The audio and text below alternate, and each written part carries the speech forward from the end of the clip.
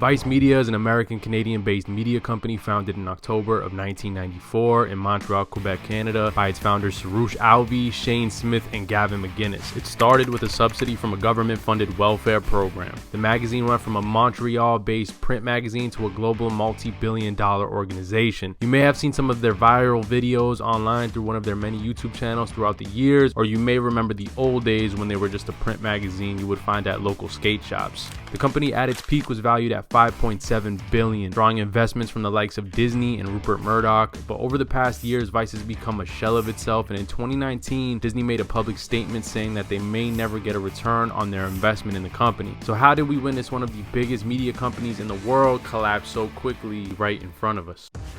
It all started when Alvey began working for a government welfare program. At that time, Alvey was coming off a serious heroin addiction and was still in the process of rehab. While working there, he'd be put in charge of publishing the program's multicultural magazine. The mag was originally titled and written in French, and it was Alvey who decided to change the language and its name, rebranding it as Voice of Montreal. The story of how Vice started is fairly well known. It basically began as a free newspaper called Voice of Montreal. If you could take us back to the very beginning, what was the level of your ambitions for Vice when you first started out?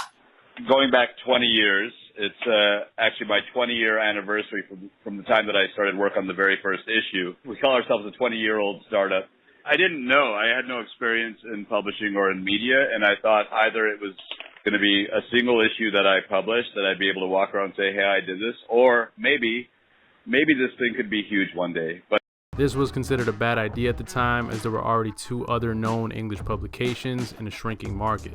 It started off as a basic 16-page print magazine released once a month, and the project was funded through a government subsidy. The idea was to cover music, art, trends, and drug culture not typically covered in print. Before the first copy was published, Alvey needed to hire an editor. The first person he asked was a cartoonist he knew named Gavin McGuinness. McGuinness initially declined the offer, thinking it was a silly idea, but then eventually accepted.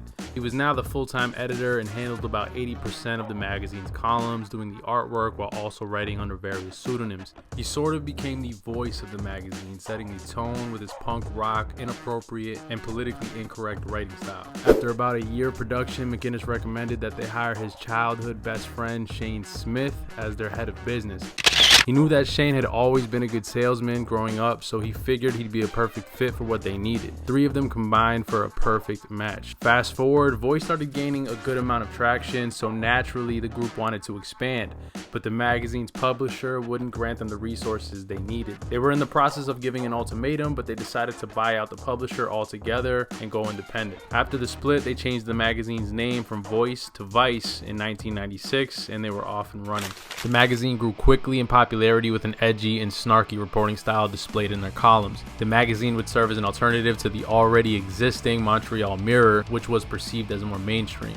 During that time, Montreal also had a budding subculture brewing in the city, with bands like Arcade Fire, Brand Band 3000, and Godspeed You, Black Emperor all emerging during this period. They were already shipping the magazine to major cities such as London, Tokyo, and New York by giving copies to streetwear companies and record labels. They were able to do this by using the barter system, where they would give out magazines in exchange for clothes and distribution. They would soon become the biggest magazine in Montreal. This was a major milestone for the group, but they knew they've reached their limit in Canada and knew that in order to scale, they had to make a move to the States. Vice aimed at getting the attention of Canadian investor Richard Solinsky. Solinsky was known as the richest guy in Montreal and was a larger-than-life character within the community. To get his attention, Smith came up with an idea. In 1998, Smith told the reporter that a media mogul named Richard Solinsky had invested in Vice, although they had never actually met him in person. It was a major gamble, but it worked. Solinsky got wind of the statement in the newspaper, and he was so intrigued by the tactic that he decided to meet with them. He would go on to invest $4 million, and with that, the group was headed to New York City.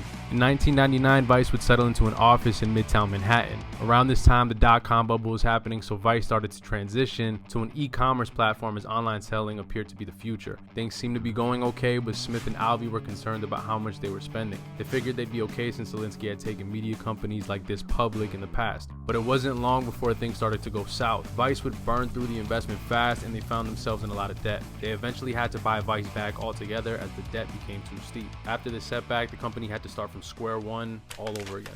They decided to move the operation to a warehouse in Williamsburg, Brooklyn, primarily because it was cheaper as opposed to Manhattan. It worked out perfectly because as they moved in, a lot of artists, musicians and filmmakers started coming out to the area. Brooklyn became a hotbed for creatives, and it fit perfectly with Vice's brand. Strapped for cash, they would go to publishers and offer them a percentage of ownership in exchange for resources. They started throwing parties and supplying booze on the street in exchange for work. As time went by, they would eventually buy out these publishers as they became profitable again. Vice would become the new voice of youth subculture globally as the internet was on the rise, and kids across the world were now developing the same taste in fashion and music. They got big enough to compete with the likes of Rolling Stone and Spin magazine. But rather than go full mainstream in the States and risk getting watered down, they decided to expand laterally to still cater to their core audience. In 2007, Vice would become one of the first digital media outlets to get into online video with VBS.TV, a joint venture with MTV. They decided to move towards monetizing online content as opposed to print. They had developed a huge fan base with shows like the Vice Guide to Travel DVD and Epically Later. The shows consisted of odd subjects while their young, inexperienced employees would host the show. Smith and Alvey took part in hosting a lot of the shows as well. This was the peak of Vice's online presence, as their style of reporting was so different than traditional media of the day. It was filmmaker Spike Jonze that developed their signature guerrilla style filming, where they would go with a camera reporting in dangerous environments. The first hit piece launched with VBS was the documentary Heavy Metal in Baghdad, directed by Alvey himself.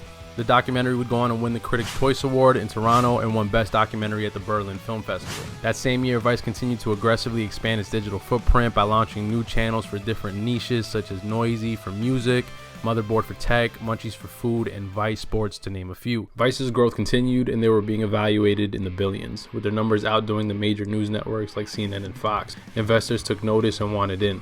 It started in 2013 when media mogul Rupert Murdoch invested $70 million for a 5% stake in the company. In the following year, A&E, a subsidiary of Disney, invested $250 million for a 10% stake themselves, and then another $400 million the year after.